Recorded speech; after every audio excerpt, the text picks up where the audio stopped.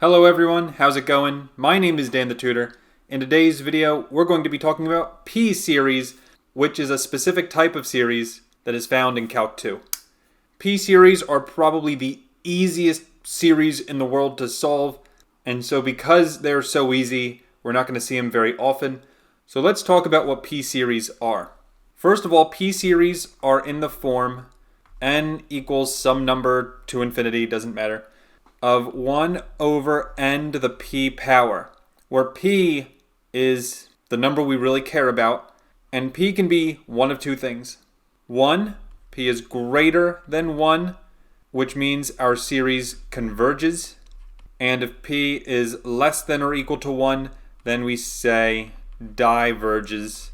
Now, one case that's very interesting for P-series, and why series are so difficult in general, is because if we think of the series 1 over n, obviously this number is going towards 0 because it's 1 plus 1/2 plus 1/3 plus 1/4 plus ...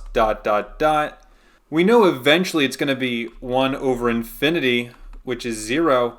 But the interesting thing, even though that's true, this still is going to diverge. Why? Because this is a P-series where p equals 1, and because p equals 1 is the less than or equal to case, it diverges. And the way you'd write this, you would say this is a P-series with p equals 1, and then just maybe below write diverges, and there's our proof. Now, 1 over n is actually a very famous series. It's known as the Harmonic series. And there's videos out there that explain why the Harmonic series diverges. I'm not going to explain it in this video. Just take my word for it. Trust me, this diverges. So now let's look at a couple more examples to make sure you get it. Feel free to try these on your own and watch the video if you want an explanation. So let's say I have the series 1 over n cubed. Second one is 1 over root n. Third one is 1 over n to the negative 2. And the fourth one is 1 over the 7th root of n to the 6th. So these are the 4 problems. Pause the video, give them all a try, and when you're ready to see the solutions, unpause the video.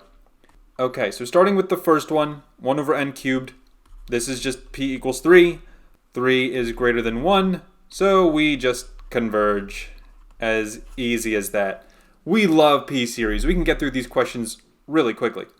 For the second one, hopefully you remember that square roots can be rewritten as n to the 1/2 power. So in other words, p equals 1/2, which is less than or equal to 1, which means this one is going to diverge. For the third one, 1 over n to the negative 2, there's nothing I need to do here.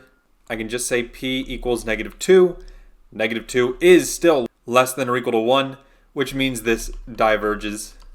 Fun fact about this one, you can actually rewrite it as just n squared, and you can use the divergence test to prove this one. And then for the last one, 1 over the 7th root of n to the 6th. This can be rewritten as 1 over n to the 6/7 power. We need to know how to rewrite radical exponents like this, because now I can say p equals 6 over 7, which is less than or equal to 1, which means this will still diverge. One last thing I want to say about P-series. If you do have a P-series that, let's say, looks like this, I would love to say this is a P-series where p equals 2, but unfortunately the +1 ruins that for us. It's only a P-series if it's alone, the n is alone in the denominator. And so what that means is that we're going to talk about another test to help prove that this series either converges or diverges.